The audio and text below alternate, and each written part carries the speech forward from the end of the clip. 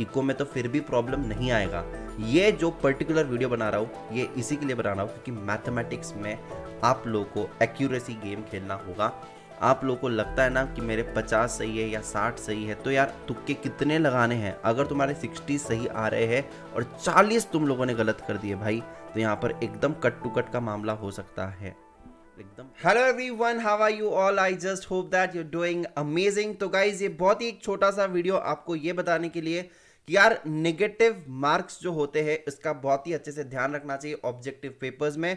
यहाँ पर मैं कुछ कैलकुलेशंस आपको दिखाऊंगा जहां पर आप लोग समझ सकते हो कि यार मुझे कितनी रिस्क लेनी है, कितनी रिस्क नहीं लेनी है। ठीक है, तो आपके प्रिपरेशंस के हिसाब से आपको यहाँ पर सारे सिनारियोज मैंने दे दिए हैं। यार देखो, मेरे हिसाब से ना रिस्क का लेना या नहीं लेना ये डिपेंड करता है कि तुम्हारे कितने सही है कितने गलत है, तुमके क्या लग रहा है। ठीक है, तो अगर मैंने यहाँ पर प्रोबेबिलिटी दे दी है, अगर मुझे लगता है कि मेरे 50 राइट है और 50 में तुक्के मार रहा हूँ और अगर वो गलत होते हैं, 50 गलत हो रहे हैं, तो यहाँ पर आपके 12.5 मार्क्स नेगेटिव हो जाते हैं और देखो आप लोग यहाँ पर फेल हो सकते हो। ठीक है, अगर आप लोग यहाँ पर 60 राइट आते हैं, 40 रॉन्ग आते हैं आपके, तो करीबन आपके 10 मार्क्स चले जाते हैं नेगेटिव मार्किंग में और आपका यहाँ पर होता है 50 मार्क्स। 70 सही है, 30 गलत है, तो भी आपके सिर्फ और सिर्फ यहाँ पर 7.5 ही मार्क्स गलत जा रहे हैं, तो दैट इज फाइन। 62.5 यहाँ पर एक डिसेंट है। 80 सही है, 20 गलत है, तो फिर कोई बात ही नहीं है, प्रॉब्लम ही नहीं है, सिर्फ 5 मार्क यहाँ पर नेगेटिव हुए। 75 मार्क्स फिर भी हम लोग को यहाँ पर आ सकते हैं। तो यार मेरे कहने का मतलब यहाँ पर बहुत ही सिंपल है। I am playing the probability game over here.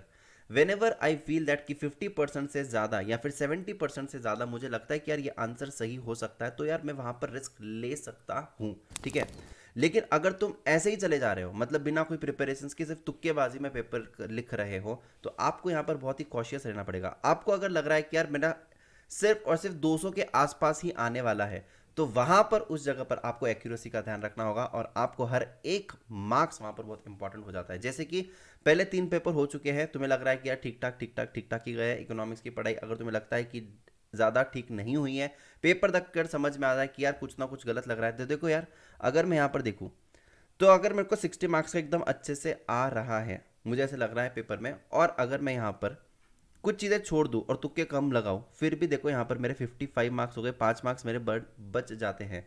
In spite of doing 40 गलत, यहाँ पर 50 लाने से अच्छा मैं यहाँ पर अगर कुछ चीज़ें एलिमिनेशन टेक्निक के थ्रू करूँ या फिर कुछ चीज़ें मैं छोड़ भी दूँ तो भी कोई प्रॉब्लम नहीं होगा। तो देखो यार 20 भी यहाँ पर मैं करता हूँ तो भी यहाँ पर 55 हो गया।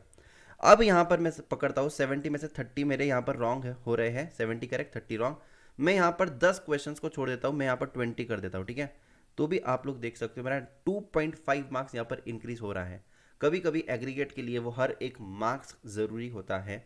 तो I would say that negative marking mathematics में स्पेसिफिकली बहुत मैटर करता है ये चीज़ है, क्योंकि मैथमेटिक्स में तुम्हें 40 के नीचे नहीं जाना है। इको में तो फिर भी प्रॉब्लम नहीं आएगा। ये जो पर्टिकुलर वीडियो बना रहा हूँ ये इसी के लिए बना रहा हूँ क्योंकि मैथमेटिक्स में आप लोगों को एक्यूरेसी गेम खेलना होगा।